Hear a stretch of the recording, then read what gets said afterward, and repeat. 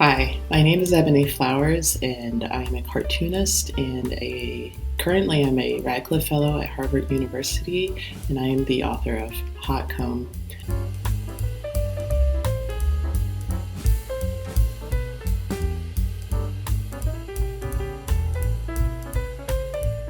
Hot Comb is a collection of short stories. It's a mix of fiction and creative nonfiction, and all of the stories loosely revolve around themes of Black women's hair and address broader themes of family, place, and belonging wrapped under the vestiges of racism, sexism, and classism. I started drawing when I was getting my PhD at the University of Wisconsin-Madison, and I was looking for alternative ways of representing my qualitative research. And so I came across this course taught by the cartoonist Linda Berry, and it was a course about writing and drawing. I started drawing regularly later in life, and I think that's pretty uncommon for a lot of cartoonists. Typically they start as soon as they're very young. I didn't develop that love for comics until I was well into adulthood.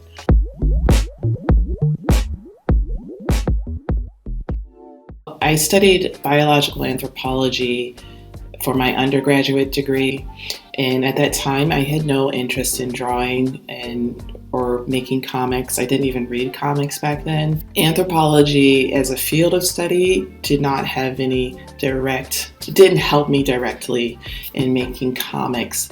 But one thing I did study when I was getting my master's and PhD is ethnography, which is the method that a lot of anthropologists use to do their qualitative research. And I would say if there was any kind of aid or something, my toolbox that I draw upon when making comics, I would say it would be my ethnographic work, and that has helped me in thinking about my own image making practices.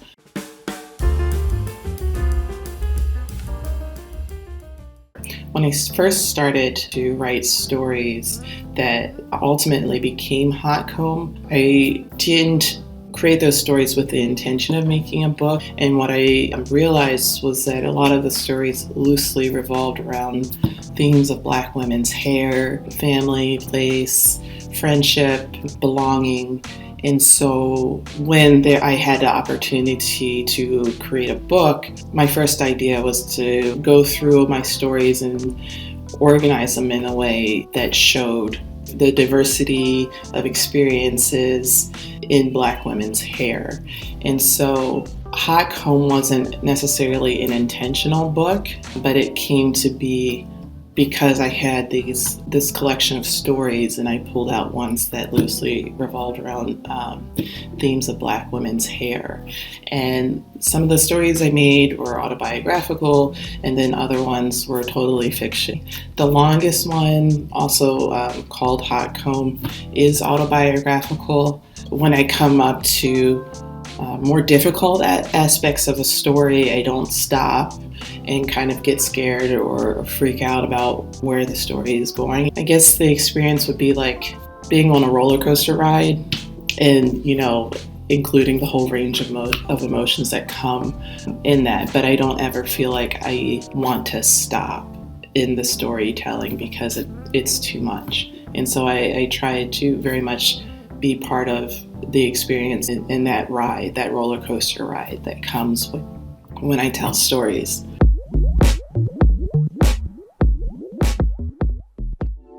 I really like all of the stories in Hot Comb. One of my favorite stories, it actually isn't a story, it's the hair product ads. I had a lot of fun creating those, and it's based off of my fake hair product line called Pente Quente. I really enjoyed mixing hair advertisements I saw in old Ebony and Jet magazines. And one thing I love is just how super creative Black people are, and how we can tell a story through hair product ads.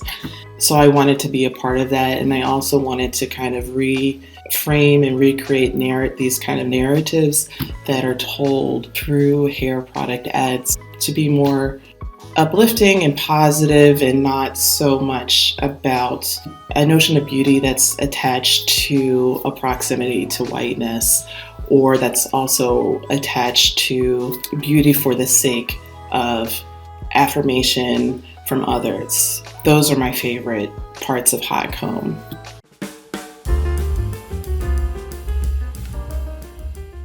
Most of the feedback or reactions I've received from Hot Comb have been pretty positive, especially from Black women. Oftentimes, what happens is that people will tell me their own stories about their relationship with their hair, tell me that they never read comics, but when they came across my book, they loved it so much that they read it all the way through. And so that's super motivating, and for me, in making more stories and working on the next book. And so I just love hearing about other people's stories and experiences.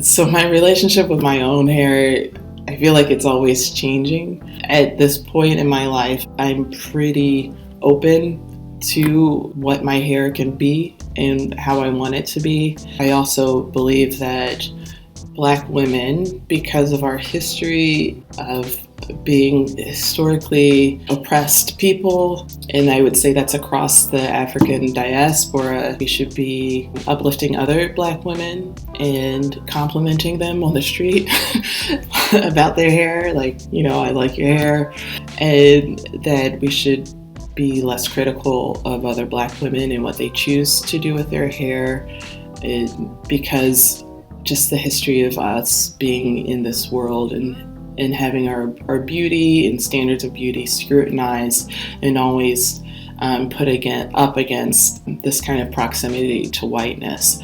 And so I think that Black women should be working towards that kind of freedom and love for their hair, irrespective of what we decide to do with it. It's all up to you, and that's your business. And I think other Black women should play the role of just uplifting as many Black women as possible and complimenting them.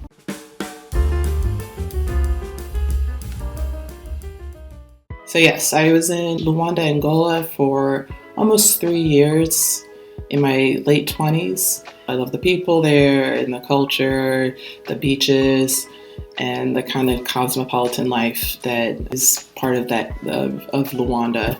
I do speak some Portuguese. I call it house Portuguese. I still study it, and my goal is to be able to talk on the phone in Portuguese and have other people understand me clearly. I'm not quite there yet, but I do speak enough to get by if I'm in a country, or if I'm in a place where no one speaks English. I can make do.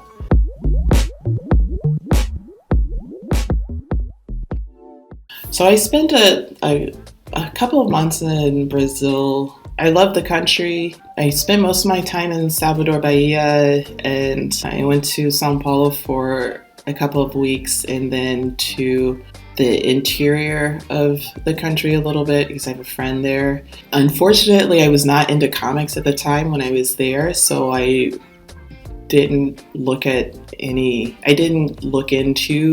the indie comics culture, but I do remember those little, I think they're called quadrinhos, they almost look like little mini zines here in the States, and I remember buying a couple of those. One thing I want to do is go back to Brazil, and whenever I get a chance to do that, I'll go back and specifically to find the indie cartoonist and the indie comics and check those out, especially ones created by the black women there. And so, yeah, something to look forward to.